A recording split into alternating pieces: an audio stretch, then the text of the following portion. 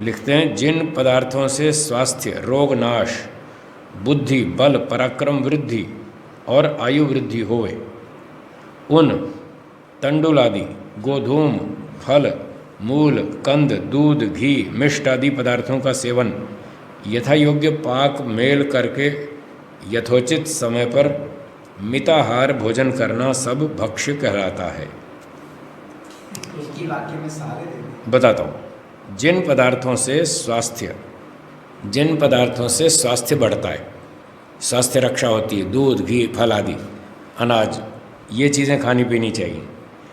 रोग का नाश होता है तो हल्दी, अदरक, जीरा, सौंठ, इस प्रकार के जो रोग नाशक चीज़ें हैं, तुलसी आदि, इन चीज़ों का प्रयोग करना चाहिए। बुद्धि, बल, पराक्रम वृद्धि होती है जिनसे, घी, दूध, मक्खन, मलाई, मिठाई, इससे बल, बुद्धि, पराक्रम की वृद्धि होती है, ये खाना पीना चाहिए। आयु वृद्धि होती है तो इन चीज़ों से आयु भी बढ़ती है। उचित भोजन, शाकाहारी भोजन खाया जाए, दाल, रोटी, सब्जी, खीर, पूरी, तो इससे आयु बढ़ती है। उन तंडुल आदि, तंडुल कहते हैं चावल को, और गोधूम का अर्थ है गेहूँ, गोधूम का अर्थ है गेहूँ। तो गेहूँ खाओ, चावल खाओ, ज्वार खाओ, बाजरी खाओ, मकई खाओ, ये चीज़ें खा सकते हैं, ये खाने का विधान है वेदों में।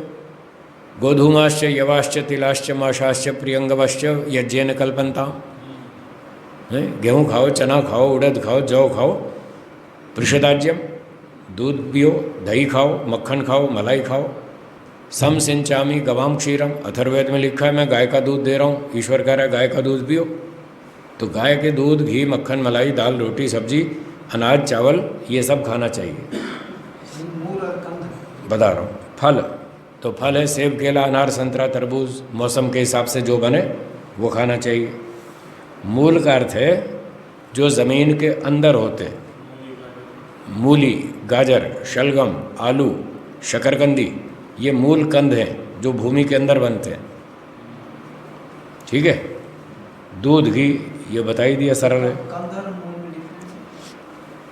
कंद में जैसे आलू है, ये गोल गोल होते हैं, शकरकंदी है, और मूल का मतलब जड़ें। कई वृक्षों की जड़ें भी खाने के योग्य होती हैं। जैसे आप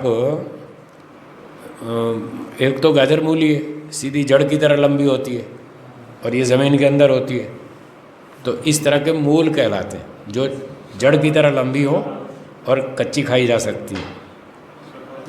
शकरकंदी है जैसे, वो कंद में आ जाएगी। शतावर है, शतावर मूल का सेवन करते हैं, रोगनाशक है, बल पुष्टिकारक है, ताकत देने वाला है। आलू तो कंद में आ जाएगा, जो गोल गोल है आलू, वो कंद में आएगा, वो भी ज़मीन के अंदर ही होते हैं। जड़ उसका अलग होता है और फल अलग होता है। वो भी ठीक है, जिमीकंद भी होता है, वो तो खैर ऊपर लगता होगा ना, ये ज़मीन में होता है। जिमीकंद माता जी कहाँ होता है? अंदर होता है। हाँ, बस तो ये कंद में आ जाते हैं। तो इस प्रकार से भूमि के अंदर वाली चीज़ें भी खा सकते हैं, ऊपर वाली भी खा सकते हैं, शाकाहारियों बस। अनाज, फल फूल, शाक सब्जी में आना चाहिए, प्राणियों को मार के नहीं खाना। तो घी, मिठाई आदि इनका प्रयोग कर सकते हैं। गुड़ खाओ, हैं, और इस तरह से गुड़ की बनी चीज़ें खाओ, मिष्ट आदि पदार्थ, शहद खाओ, उसकी छूट है, वेद में, आयुर्वेद में लिखा है। ये पृषदाज्य में घी और शहद खाया जाता है, उसकी भी छूट है। तो इस प्रकार से यथा योग्य पाक मेल करके, अच्छी तरह से पका करके, जैसे दाल सब्जी पका के खाते हैं, इस तरह से यथोचित समय पर, खाने के टाइम पर, ये नहीं कि 3 बजे भी खा रहे हैं, 7 बजे भी खा रहे हैं, 9 बजे भी खा रहे हैं, रात के 2 बजे भी खा रहे हैं, वो नहीं, वो खाने का टाइम नहीं है। हमने देखा कई नाइट ट्रैवल बसेस जाती है ना रात को, लंबी लंबी बसें, रोडवेज, वो अपने प्राइवेट बसें, लग्जरी बसें, तो वो बेचारा ड्राइवर चला चला के थक जाता है, तो उसको कुछ खाना पीना चाहिए रात को, नींद ना आए कभी, नहीं तो ठोक देगा एक्सीडेंट। तो वो कहीं बस रोकता है, रास्ते में रोकता है, वो उसको कहीं चाय वाय पी के थोड़ी नींद हट जाए। उसका पर्पज़ तो ये था खाने पीने का कि नींद ना आए। और जैसे ही बस रुकेगी, सब सवारियाँ उतरेंगी, वो भी खाएंगी। अब बताओ, 2 बजे भी खा रहे हैं, 4 बजे भी खा रहे हैं, रात के 1 बजे भी खा रहे हैं, ये कोई खाने का टाइम है? हाँ, तो रात को भी खाते हैं, वो अच्छा नहीं है, वो खाने का समय नहीं है। खाने का समय सुबह नाश्ता 8 बजे, लंच 12 बजे, फिर शाम को कोई हल्का कोल्ड ड्रिंक पीना हो, मतलब शरबत वरबत इस तरह का, पेप्सी कोला नहीं कह रहा, हाँ कभी आप कोल्ड ड्रिंक का मतलब वो ले लो, कोई नींबू शरबत है, कोई इस तरह का है, बेल का शरबत है, शाम को 4 बजे के आसपास वो पी लो, 4 साढ़े 4। फिर शाम को 7 बजे डिनर है, 8:30 9 बजे तक दूध पी लो, 10 बजे सो जाने का। ये है अपना टाइम टेबल। तो इसलिए कह रहे हैं समय पर खाओ पियो। स्वामी पाक मेल बताए जो है, पाक मेल करके पकाना, रसोई में चीज़ों को मिला करके हल्दी जीरा नमक आदि डाल के पकाओ उसको अच्छी तरह से, फिर खाओ। जो अंकुरित करके खाते हैं वो नहीं, अंकुरित वाला कोई आयुर्वेद अच्छा नहीं मानता उसको। मैंने वैद्यों से पूछा, जो अंकुरित अन्न है उसको अंकुरित करके उसमें आत्मा तो आई जाती है, ठीक है, और वो कोई स्वास्थ्य के लिए ज़्यादा हितकारी नहीं है, ऐसा मैंने वैद्यों से पूछा है। ऐसे नहीं बोल रहा, मैं कच्ची बात नहीं करता, पक्की बात करता हूँ, पूछ के करता हूँ, प्रमाण से बात करता हूँ। कई लोग जो प्राकृतिक वाले हैं, प्राकृतिक चिकित्सा वाले हैं, वो इसको सपोर्ट करते हैं, आयुर्वेद वाले मना करते हैं, वो कहते हैं ये ज़्यादा अच्छा नहीं है और पचने में भारी पड़ता है, ये पाचन में भारी पड़ता है, इतना अच्छा नहीं, इसलिए पका करके खाओ। ये प्राकृतिक वाले कहते हैं नेचुरल खाओ, आयुर्वेद कहता है पका के खाओ। जब पचता नहीं और खाम खा आपको इंडाइजेशन करे तो क्या मतलब? भोजन वो खाओ जो पचे ठीक से और जिससे आगे की धातुएं ठीक बने, तो इसलिए पका करके खाना चाहिए। कुछ चीज़ें कच्ची खाई जा सकती हैं, गाजर है, मूली है, खीरा है, ककड़ी है, टमाटर है, सलाद के रूप में कच्ची खाई जा सकती हैं, वो खा लो। अब आलू कच्चा नहीं खा सकते, आलू खा के दिखाओ, पेट दर्द हो जाएगा, पचेगा ही नहीं, उसको पका के खाओ। शकरकंदी पका के खाओ, बादाम भिगा के खाते हो तो खा सकते वो ठीक है, बादाम तो खाया जाता है, वो तो ड्राई फ्रूट है, वो खा सकते हैं आप।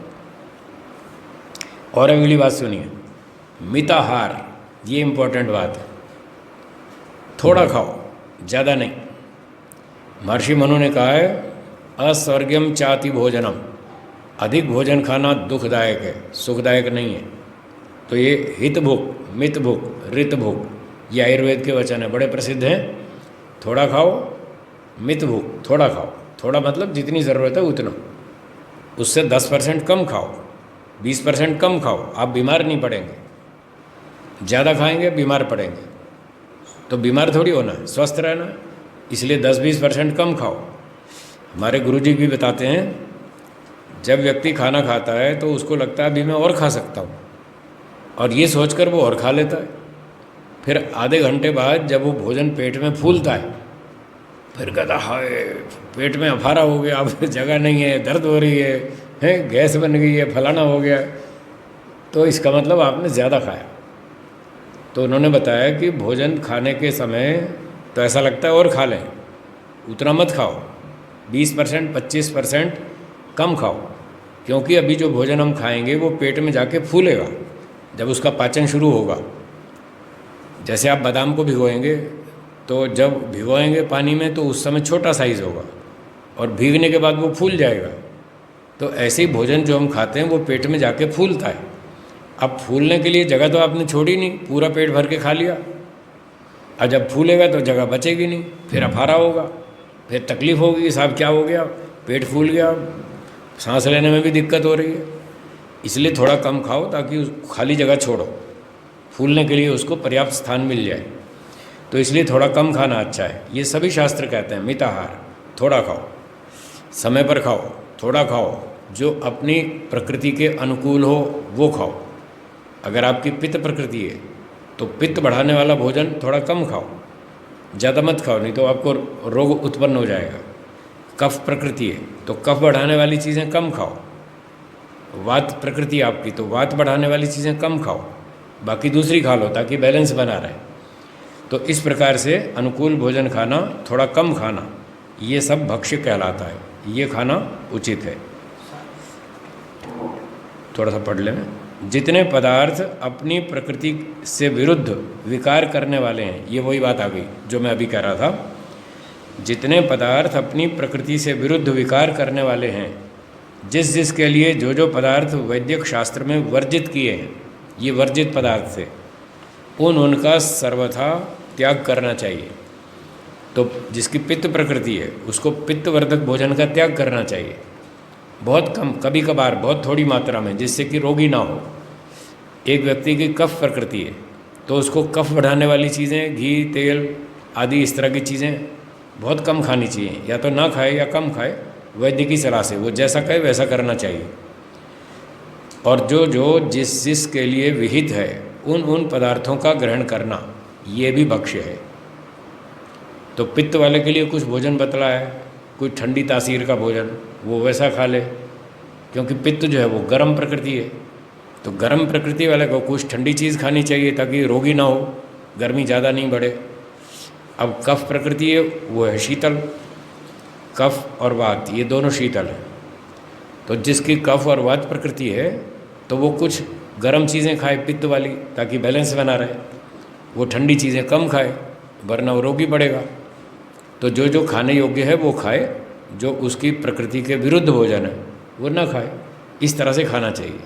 तो इतनी मोटी जानकारी आपको करनी पड़ेगी। आयुर्वेद से आपको इतनी जानकारी करनी पड़ेगी, मेरी प्रकृति कौन सी है, वैद्य से पूछो। फिर वैद्य बताएंगे आपकी प्रकृति इस तरह से है, तो हम मुझे क्या खाना चाहिए, वैद्य की सलाह लो। वो बताएंगे आपको ये खाना हितकारी है और ये खाना आपके लिए बाधक है, रोग उत्पादक है। तो जैसा वैद्य का निर्देश हो उससे पूछ करके खाएं। और फिर अपना परीक्षण करते जाएं कि मैंने जो वस्तु खाई वो क्या हुआ, उसका पची नहीं पची, थोड़ी खाई ज़्यादा खाई, पाचन ठीक हुआ नहीं हुआ, अगले टाइम पर भूख लगी या नहीं लगी।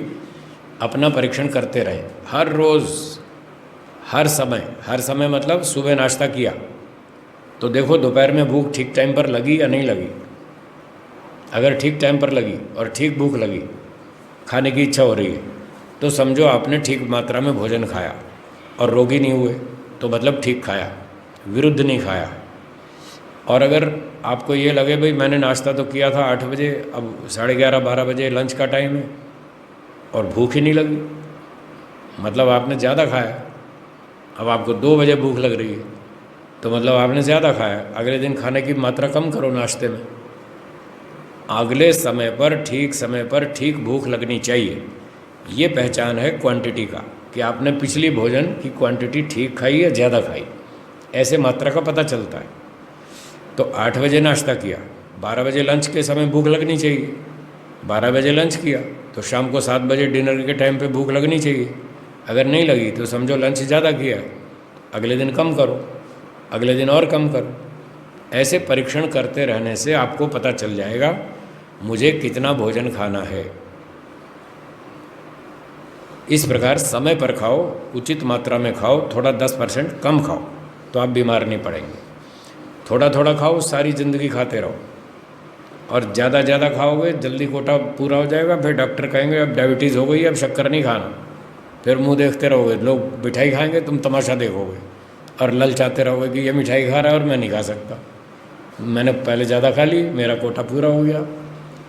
तो इस प्रकार से नाप तोल कर खाएं, थोड़ा थोड़ा खाएं, सारा जीवन खाएं, संयम से खाएं, प्रतिकूल भोजन ना खाएं, अनुकूल भोजन खाएं, समय पर खाएं, बिना समय के नहीं खाएं।